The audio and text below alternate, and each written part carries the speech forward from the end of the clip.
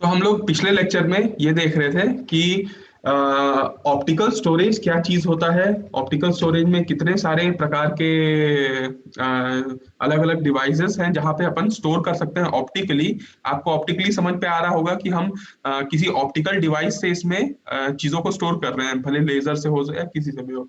उसके बाद हम लोग दूसरा इसमें देखे थे कि मैग्नेटिक स्टोरेज कैसे होता है। तो मैग्नेटिक स्टोरेज में हम लोगों ने बहुत सारे डिवाइसेस हैं, फ्लॉपी डिस्क है, हार्ड डिस्क है अलग। तो हम लोग हार्ड डिस्क को पकड़ के चले थे और हार्ड डिस्क में उसका क्या कंस्ट्रक्शन होता है, कैसे प्लेटर्स बनते हैं, और प्लेटर्स में कैसे जो डिवाइस या जो डेटा है वो अलग अलग ट्रैक में अलग अलग सेक्टर्स में जाके स्टोर होता है। एक रीड राइट हेड होता है जो डेटा को पकड़ पकड़ के लाता है, एक्सेस करता है, उसकी एक्सेस टाइम क्या होती है, सीक टाइम क्या होती है, वो सब अपन ने पिछले लेक्चर में कंप्लीट किया है। इसमें एक पोर्शन बच जाता है, वो है दोनों के बीच में डिफरेंस। क्योंकि आपके सिलेबस में साफ साफ शब्दों में लिखा हुआ है optical storage versus magnetic storage. तो आपको ये बहुत इंपॉर्टेंट। सर वॉइस नहीं आ रही है। तो अब हम लोग यहाँ पे देखने वाले हैं कि आपका ऑप्टिकल स्टोरेज डिवाइस और मैग्नेटिक स्टोरेज डिवाइस में क्या अंतर है, क्या डिफरेंस है। ठीक है, ये आपके सिलेबस के लिए काफी इंपॉर्टेंट टॉपिक होता है, optical storage versus magnetic storage. तो देखिए इसमें आप अगर हम लोग डिफरेंस देखना चाहें तो आप लोगों को पहले मैं यहाँ पे लिख लेता हूँ कि एक तरफ हम लोग लिख लेते हैं ऑप्टिकल स्टोरेज, या फिर चलिए हम लोग एक काम करते हैं, यहाँ पे हम मैग्नेटिक स्टोरेज लिखते हैं और यहाँ पे हम लोग लिखते हैं ऑप्टिकल स्टोरेज।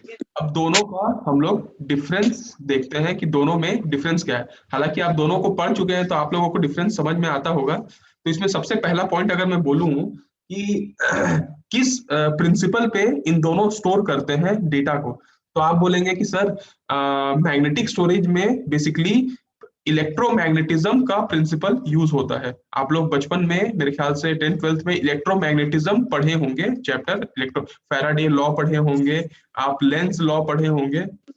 इसमें बेसिकली अपन क्या करते हैं, डिफरेंट पैटर्न ऑफ मैग्नेटाइजेशन। आपको ये पता है ना, मैग्नेटाइजेशन अलग अलग तरीके से इस्तेमाल होता है। मैग्नेटाइजेशन जब अपन करते हैं तो किसी मटेरियल में, मैग्नेटिक मटेरियल में अगर अपन मैग्नेटाइजेशन करते हैं तो वो उसके जो अंदर के डाइपोल्स होते हैं वो डाइपोल्स अरेंज होना चालू हो जाते हैं अलग अलग तरीके से। ठीक है, कभी हो जाता है रैंडमली हो जाते हैं कोई अरेंज। तो ये डाइपोल्स अरेंजमेंट जो होता है उसको अपन मैग्नेटिकली एक मैग्नेटिक मटेरियल में जब अपन मैग्नेटिक और अपन लगाते हैं तो उसके जो डाइपोल्स होते हैं वो अलग तरीके से अरेंज होते हैं।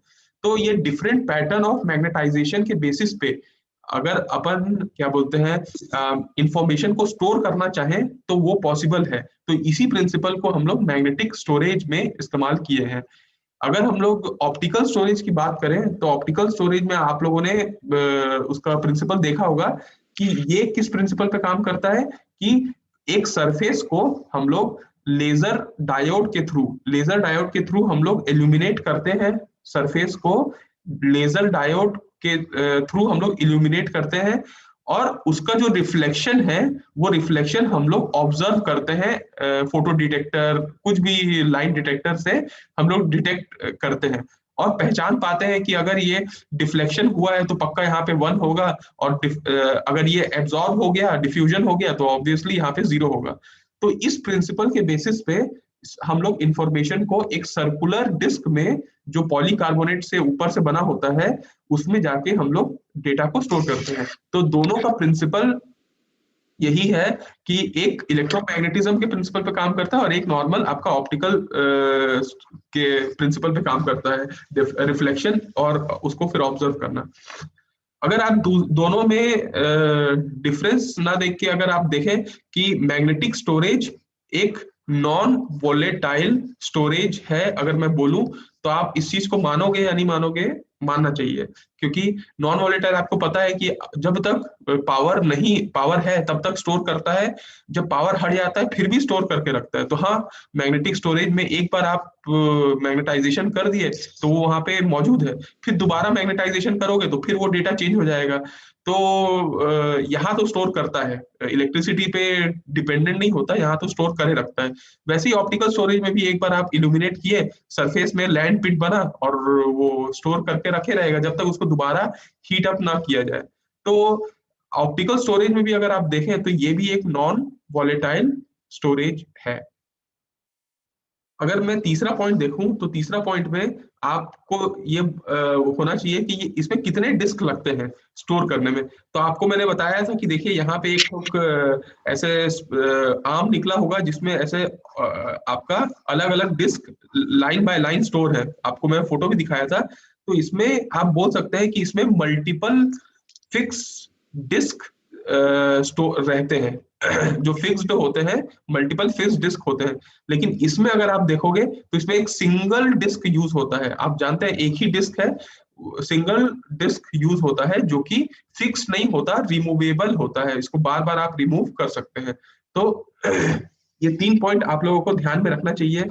चौथा पॉइंट आपको जो ध्यान में रखना चाहिए इन दोनों के बीच में डिफरेंस वो ये है कि टाइम कितना लगता है। मतलब कि अगर आप एक मैग्नेटिक स्टोरेज या फ्लॉपी डिस्क या हार्ड डिस्क में डेटा स्टोर है, तो एक जहां पे मान लो यहाँ पे स्टोर है, तो यहाँ से उसको निकाल के एक्सेस करने में कितना टाइम लगेगा।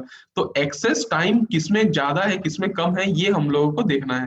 तो देखिए हार्ड डिस्क में बहुत कम टाइम लगता है एक्सेस करने में, बहुत शॉर्टर एक्सेस टाइम लगता है, क्योंकि उसमें बहुत सारे ऐसे आर्म होते हैं, अलग अलग आर्म होते हैं, और यहाँ पे डेटा रहता है। जैसे ही उसको पता चलता है कि किस प्लेटर में जाना है, किस ट्रैक में जाना है, किस सेक्टर में, तुरंत जाके लेके आ जाता है। तो यहाँ पे अगर अपन देखें तो इसमें शॉर्टर एक्सेस टाइम है। लेकिन यहाँ पे अगर आप बात करें आपके क्या बोलते हैं सीडी में या ऑप्टिकल स्टोरेज में, तो ऑप्टिकल स्टोरेज में थोड़ा टाइम ज्यादा लगता है इसमें चीजों को एक्सेस करने में। तो ये इनके कंपैरिजन में हार्ड डिस्क या मैग्नेटिक स्टोरेज के कंपैरिजन में इसमें थोड़ा ज्यादा टाइम लगता है वहां तक पहुंचने में, longer access time is required. ठीक है। उसके बाद अगर अपन पांचवा पॉइंट देखें तो देखिए इसमें जो डेटा है वो एक्सेस कैसे किया जाता है। मतलब क्या वो रैंडमली होता है या वो सीक्वेंशियली होता है। रैंडमली मतलब आप समझते होंगे कि रैंडम कहीं से भी डेटा फक से उठा के ले आए, और सीक्वेंशियली मतलब क्या होता है कि एक डेटा जाएगा, फिर दूसरा डेटा जाएगा, फिर तीसरा डेटा जाएगा। मतलब यहाँ पे ऐसा होता है कि अगर आप बहुत सारे आर्म ऐसे बने हुए हैं, और अगर अभी आपको फर्स्ट प्लेटर का ये वाला ट्रैक का डेटा चाहिए, अचानक से आपको इस जगह का डेटा चाहिए, तो तुरंत यहाँ से यहाँ आता है और तुरंत यहाँ से निकाल लेता है। तो ये कहने का मतलब ये है कि इसमें जो डेटा को एक्सेस किया जाता है वो रैंडमली एक्सेस किया जाता है। ठीक है, randomly.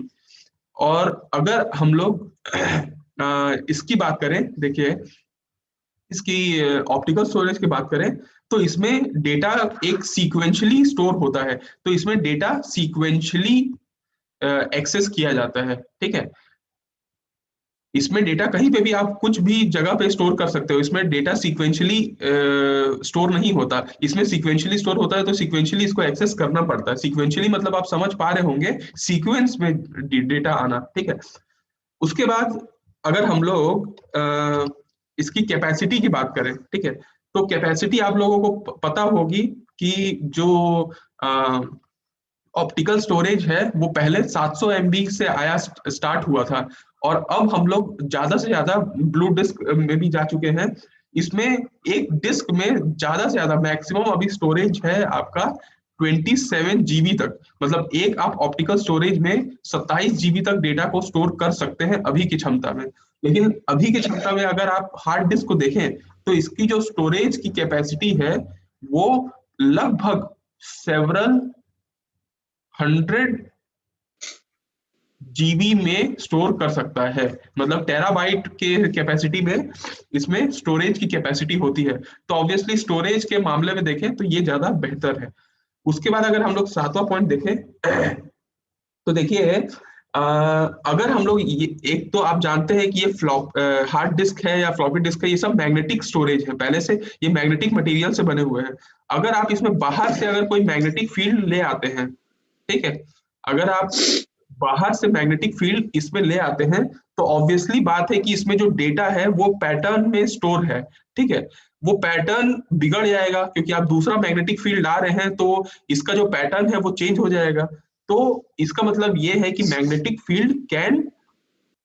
Field can destroy the data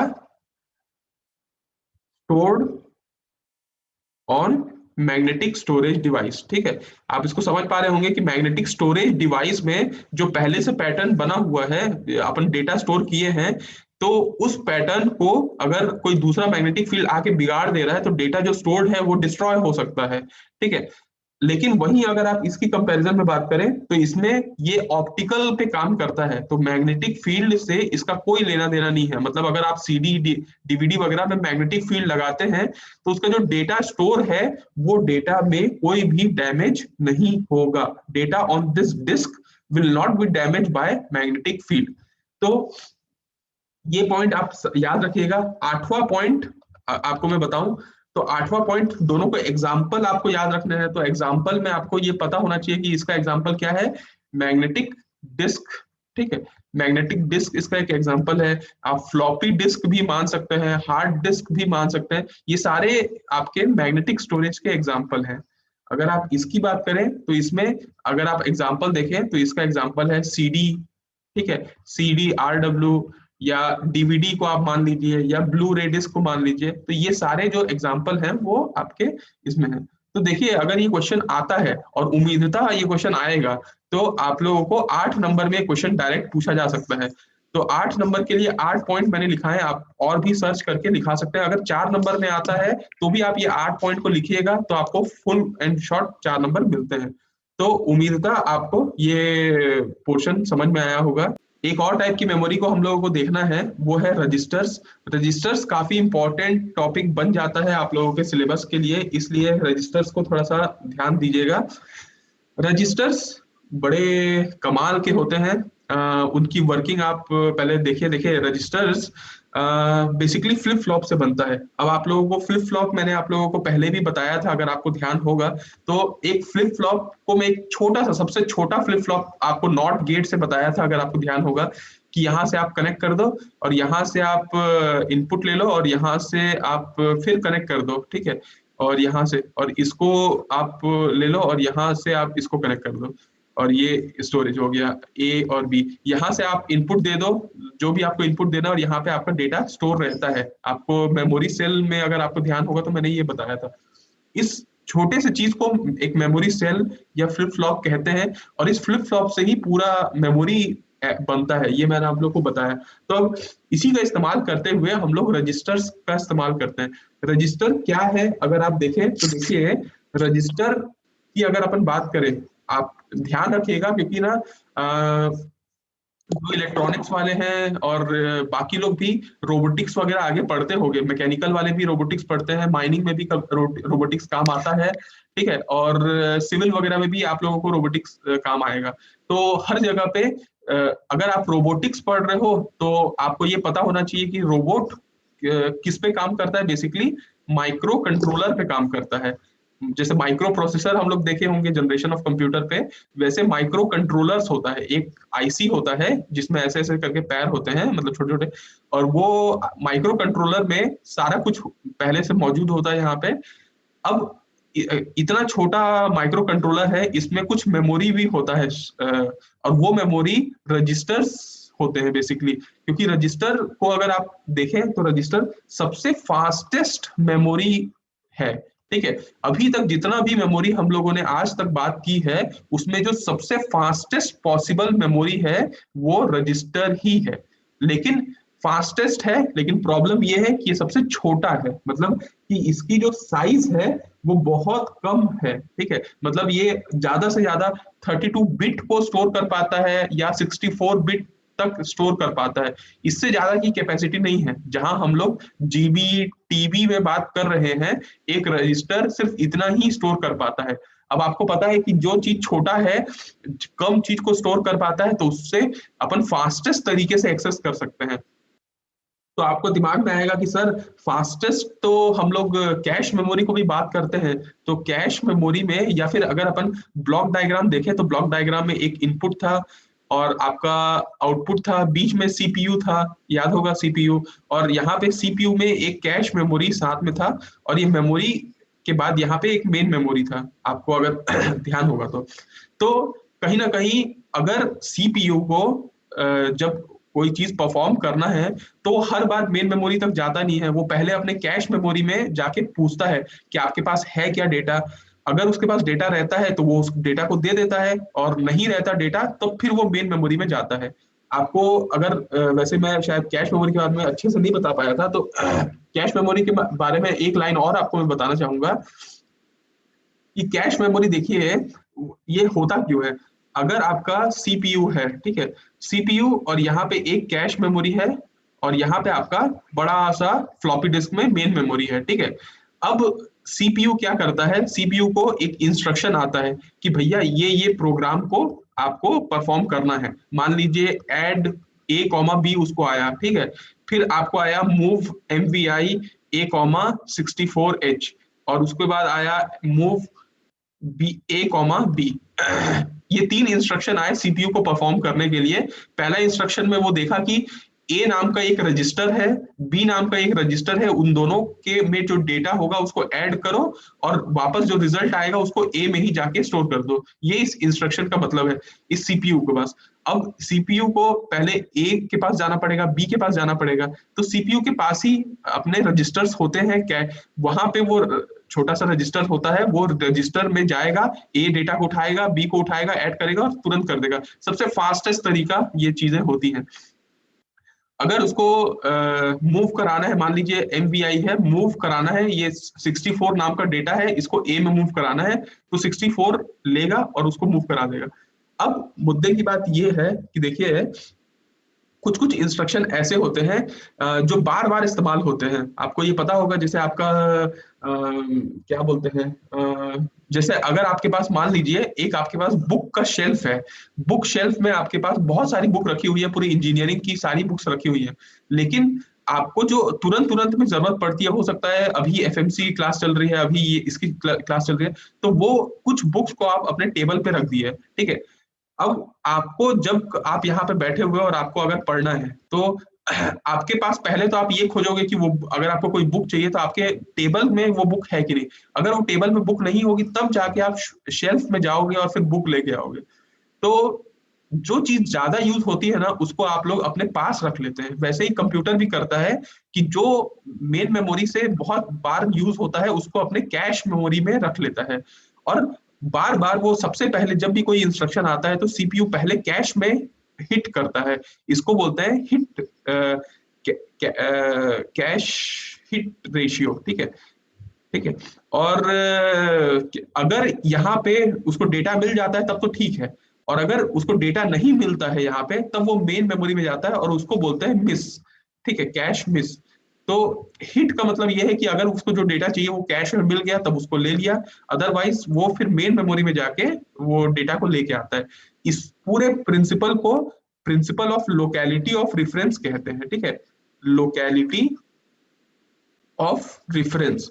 तो कभी भी आपको ये शब्द अगर ध्यान कभी सुनोगे ना, कैश मेमोरी से रिलेटेड, ये क्वेश्चन कई बार इंडियन इंजीनियरिंग सर्विस आईईएस में कई बार ये क्वेश्चन पूछा जा चुका है कि कैश मेमोरी किस प्रिंसिपल पे काम करता है। तो ये होता है लोकेलिटी ऑफ रेफरेंस, मतलब रेफरेंस के तौर पे वो कुछ डेटा को जो बार बार यूज होता है उसको अपने पास रख लेता है, और उस लोकेलिटी को वो पहले देखता है कि आपको जो डेटा चाहिए वो मेरे पास है कि नहीं। अगर मिल गया तो हिट हो गया, और अगर नहीं मिला उसको डेटा तो वो मिस हो जाता है, और फिर वो मेन मेमोरी में जाके डेटा लाता है। तो सीपीयू कैश मेमोरी में जाता है तो उसको कम टाइम लगता है, मेन मेमोरी में जाके वो डेटा ढूंढ के लाता है तो थोड़ा ज्यादा टाइम लगता है।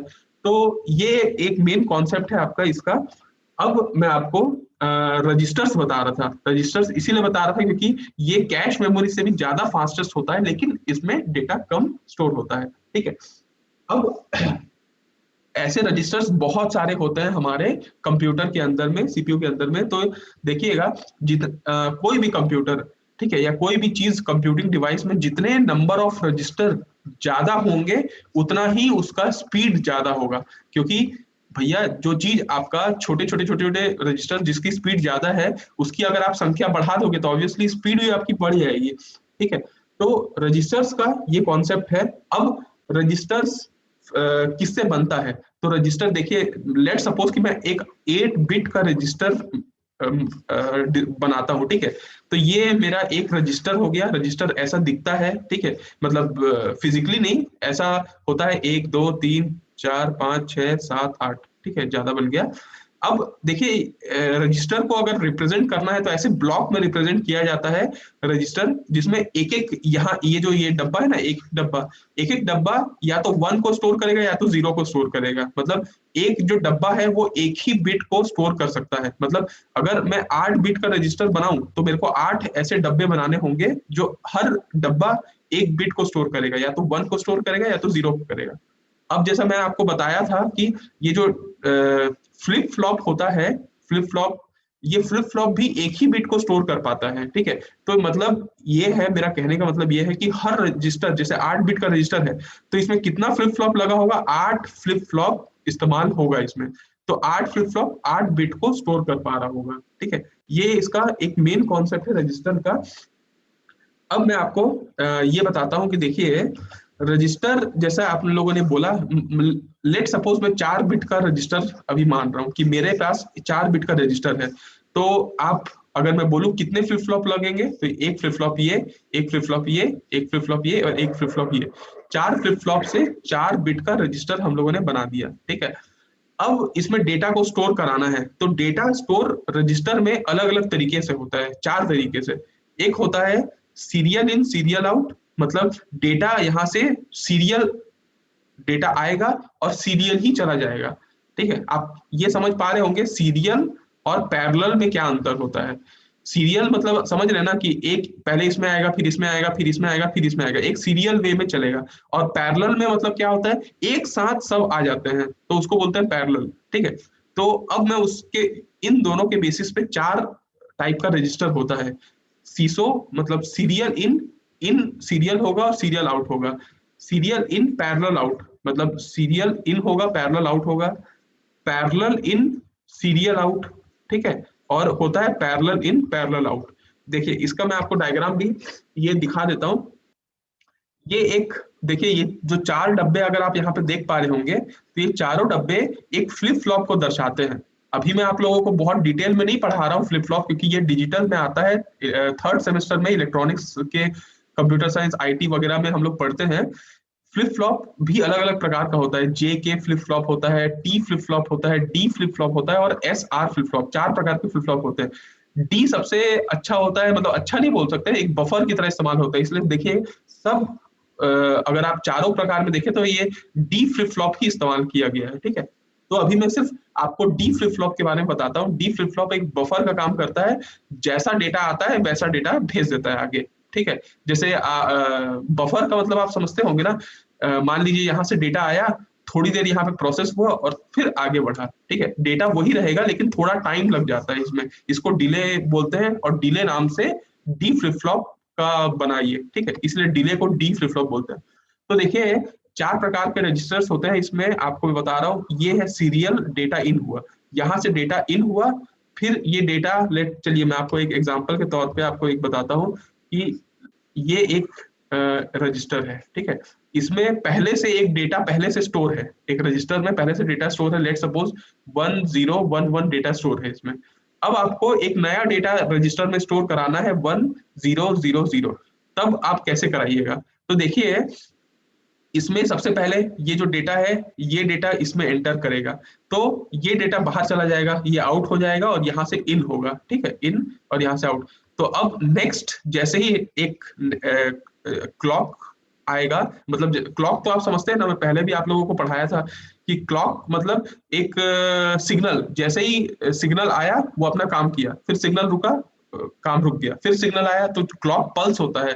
जैसे आप लोगों को बताया था क्रिस्टल ऑसिलेटर होता है, तो क्रिस्टल ऑसिलेटर ये पल्स जनरेट करता रहता है, करता रहता है। जैसे ही ये 1 मिला वैसे ही डेटा अंदर घुसा, फिर ये 0 हुआ तो रुक गया, फिर 1 मिला फिर डेटा घुसा। तो क्लॉक सिग्नल जैसे जैसे यहाँ पे बोलेगा वैसे वैसे, जैसे फर्स्ट क्लॉक पल्स आया होगा, फर्स्ट क्लॉक पल्स जैसे ही गया होगा तो ये 0 अंदर घुस गया होगा और ये 1 बाहर निकल गया होगा। तो अब डेटा क्या बना, देखिए 0, और ये डेटा चला गया यहाँ, ये डेटा चला गया यहाँ, ये डेटा चला गया यहाँ, और ये तो बाहर निकल गया। सेकेंड जैसे ही क्लॉक पल्स आएगा तो ये डेटा भी अब अंदर आ जाएगा, और ये डेटा थोड़ा सा खसक जाएगा यहाँ, फिर ये खसक जाएगा यहाँ, ये खसक जाएगा यहाँ, और ये डेटा आपका फिर बाहर चला गया। वैसे ही थर्ड क्लॉक पल्स होगा तो आपका ये डेटा भी चला जाएगा, तो आपका 0, फिर ये इधर चला गया, ये इधर चला गया और ये इधर चला गया। और ये डेटा आपका, ये डेटा बाहर चल गया। और फोर्थ क्लॉक पल्स में ये डेटा भी आ गया, मतलब ये यहाँ, फिर ये यहाँ, फिर ये यहाँ, फिर ये यहाँ, और ये चला गया बाहर। अब देखिएगा फोर्थ क्लॉक पल्स में आप जो डेटा स्टोर कराना चाह रहे थे वो डेटा आपके रजिस्टर में जाके स्टोर हो गया। तो ये एक तरीका होता है कि अपन सीरियल इन कर सकते हैं और सीरियल आउट कर सकते हैं। वैसे ही आपका दूसरा टाइप का रजिस्टर होता है, सीरियल तरीके से इन करेंगे लेकिन डेटा हम लोग पैरेलली हम लोग बाहर निकाल दिए। मतलब कि अगर अपन बात करें कि एक रजिस्टर हम लोग यहाँ पे बात करते हैं, ठीक है, अब इसमें हम लोग डेटा को सीरियल इन कराए, इन डेटा, यहाँ पे अपन क्लॉक पल्स दे दिए, क्लॉक, ठीक है।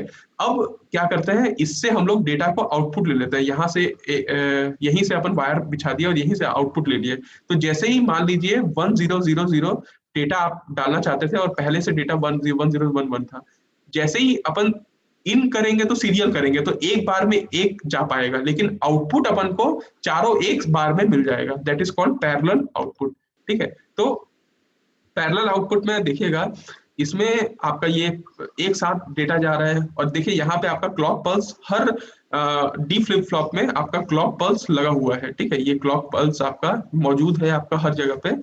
वैसे ही आपका पैरेलल इन है, ये parallel in serial out.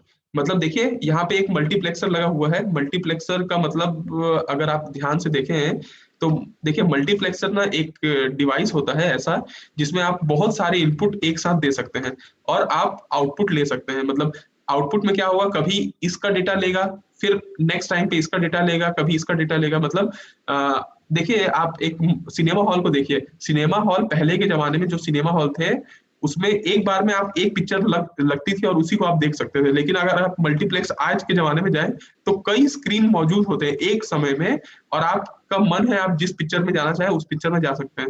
Multiplex का मतलब ये होता है कि आप एक ही टाइम पे बहुत सारे अलग अलग इनपुट भी कर सकते हैं। मतलब पहले के जो एक डिवाइस होता था उसमें क्या है, इनपुट आप दो आउटपुट ले लो, लेकिन मल्टीप्लेक्स आया तो आप क्या किए, ये भी इनपुट, ये भी इनपुट, ये भी इनपुट, लेकिन एक टाइम पे वो इससे कनेक्ट होगा, कभी इससे कनेक्ट होगा, जिससे मर्जी है जिसको आप इंस्ट्रक्शन दें उससे वो कनेक्ट हो जाएगा, ठीक है। तो इसको बोलते हैं मल्टीप्लेक्सर। तो यहाँ पे अगर अपन को बात आई कि पैरेलल इनपुट देना है, ठीक है, पैरेलल इनपुट मतलब समझते हैं ना आप कि बहुत सारे इनपुट एक साथ, तो ये भी इनपुट आ गया, ये भी इनपुट आ गया, तो दोनों को अपन मल्टीप्लेक्सर से कनेक्ट कर दिए, जिसको शॉर्ट फॉर्म में मक्स कहते हैं, मक्स। और ये चला गया फ्लिप फ्लॉप में, फ्लिप फ्लॉप से आउटपुट सीरियली जाना है तो सीरियली आउटपुट गया, ठीक है। फिर इनपुट पैरेलल होना है तो यहाँ से पैरेलल इनपुट गया, फिर सीरियल गया, ये सारे चीजें हुई हैं। और चौथा टाइप का है पैरेलल इनपुट पैरेलल आउटपुट। मतलब देखिए यहाँ से इनपुट आया और यहाँ से आपका आउटपुट चला गया, यहाँ से इनपुट आया और यहाँ से आपका आउटपुट चला गया। मतलब हर जो फ्लिप फ्लॉप है एक दूसरे से कनेक्टेड नहीं है, बस यहाँ से इनपुट आ रहा है आउटपुट जा रहा है, एक साथ पैरेलल इनपुट भी दे पा रहे हैं और पैरेलल आउटपुट भी ले पा रहे हैं और पैरेलल इनपुट भी दे पा रहे हैं। तो ये पूरा बताने का मेरा पर्पस ये था, क्योंकि देखिए रजिस्टर आपके सिलेबस में एज सच नहीं है। आपके सिलेबस में अगर आप देखें तो रजिस्टर नाम का कोई एरिया नहीं दिखता, लेकिन मैं इतना सारा कुछ क्यों बताया हूँ आपको, क्योंकि आप समझ पाओ कि रजिस्टर क्या होता है, सबसे फास्टेस्ट पॉसिबल मेमोरी है, इसमें डेटा कैसे स्टोर होता है, कैसे हम लोग डेटा को एक्सेस कर पाते हैं, क्योंकि ये सारा चीज अभी हम लोग डेटा ट्रांसमिशन वाला टॉपिक आएगा उसमें भी हम लोग देखेंगे, इसलिए मैं इसको थोड़ा सा डिटेल में बता रहा था। तो रजिस्टर को आप सिंपल बोल सकते हैं, it is a set of flip flop. Set of flip flop आप देख पा रहे होंगे कि यहाँ पे 4 फ्लिप फ्लॉप का एक सेट बना दिया गया है। तो ये जितने फ्लिप फ्लॉप होंगे उतना ही बिट होगा। मतलब अगर रजिस्टर को अपन बोले 8 बिट का है तो 8 फ्लिप फ्लॉप स्टोर होंगे। तो पहली बात तो ये it is a set of flip flop है, ठीक है। आप ये बोल सकते हैं कि it is more the number of register more is the speed. जितने रजिस्टर की संख्या ज्यादा होगी उतनी स्पीड ज्यादा होगी, क्योंकि इसमें एक बिट बस स्टोर होता है और उसको एक्सेस करना बहुत आसान होता है। और सीपीयू सबसे पहले, मतलब जो छोटा छोटा डेटा होता है, जैसे मैं आपको कई बार इंस्ट्रक्शन बता रहा हूँ, मूव ए कॉमा बी, ठीक है, एड ए कॉमा बी, ये सब आप लोग कब पढ़ोगे, माइक्रो कंट्रोलर में ये सब इंस्ट्रक्शन होते हैं तब पढ़ोगे आप लोग। लेकिन ये ए कॉमा बी ही क्यों कर रहा हूं, क्योंकि अगर बी में कोई डेटा है, ए में कोई डेटा है, तो उसको ऐड करना इतना आसान है, इतना जल्दी है कि वो फट फट फट फट काम कर लेगा। इसलिए अधिकतम माइक्रो प्रोसेसर, माइक्रो कंट्रोलर में आप जब पढ़ोगे ना, तो पूरा का पूरा डेटा आप रजिस्टर के फॉर्म पे ही पढ़ोगे। सारा डेटा को पहले रजिस्टर में लेके आओ और रजिस्टर से आप तुरंत तुरंत सारा कैलकुलेशन करो। तो रजिस्टर का यही कॉन्सेप्ट है कि फ्लिप फ्लॉप से बने होते हैं, बहुत तेजी से काम होते हैं। इसमें डेटा एक्सेस कैसे होता है, 4 तरीके से डेटा एक्सेस किया जाता है। सीरियल डेटा को एक तरीके से घुसाया जाता है और सीरियली निकाला जाता है। दूसरा तरीका सीरियल घुसाया जाता है और पैरेलल डेटा को एक साथ जब डेटा की जरूरत पड़ती है तो ये जरूरत के हिसाब से अपन कभी भी कोई भी चीज को ले सकते हैं, पैरेलल डेटा को निकाला जाता है। तीसरा तरीका होता है पैरेलल इन सीरियल आउट, मतलब डेटा को पैरेलली इनपुट लिया जाता है, मतलब यहाँ से भी डेटा ले रहे हैं, यहाँ से भी डेटा ले रहे हैं, हो सकता है और भी कोई डेटा हो यहाँ से डेटा ले लें, तो पैरेलल अपन लेते हैं डेटा को। पैरेलल कभी भी लेना होता है इनपुट में तो आपको हमेशा मल्टीप्लेक्सर का इस्तेमाल करना पड़ता है, मक्स। मक्स क्या होता है, एक ऐसा डिवाइस होता है जिसमें मल्टीपल इनपुट ले सकते हैं और सिंगल आउटपुट अपन ले सकते हैं। ठीक है, तो मल्टीपल इनपुट से फायदा क्या होगा कि ये जो आउटपुट है ये इंटरनल जो है वो कभी भी इससे कनेक्ट हो जाएगा, कभी इससे कनेक्ट हो जाएगा, जिसकी जब जरूरत है। मान लीजिए अभी मेरे को इस डेटा की जरूरत है तो इससे कनेक्ट होके आउटपुट आ गया, कभी मेरे को इस डेटा की जरूरत पड़ती तो इससे कनेक्ट होके आउटपुट आ गया। तो ये मक्स का इस्तेमाल इसलिए होता है यहाँ पे। तो पैरेलल इनपुट और यहाँ पे देखिए आप सीरियल ही आउटपुट हो रहा है, एक ही जगह आउटपुट का कनेक्शन दिया है यहाँ पे। और लास्ट अपन पैरेलल इनपुट पैरेलल आउटपुट लें कि अपन चारों इनपुट को पैरेलल ले लें एक साथ पैरेलल, और आउटपुट भी अपन सबको पैरेलल ले लें, तो that is called parallel input parallel output. तो ये 4 तरीके हैं डेटा को एक्सेस करने का रजिस्टर में। जैसा आपकी मर्जी वैसा आप इसको बाद में ले सकते हैं। ठीक है, तो ये इसका मेन काम है इसका करने का।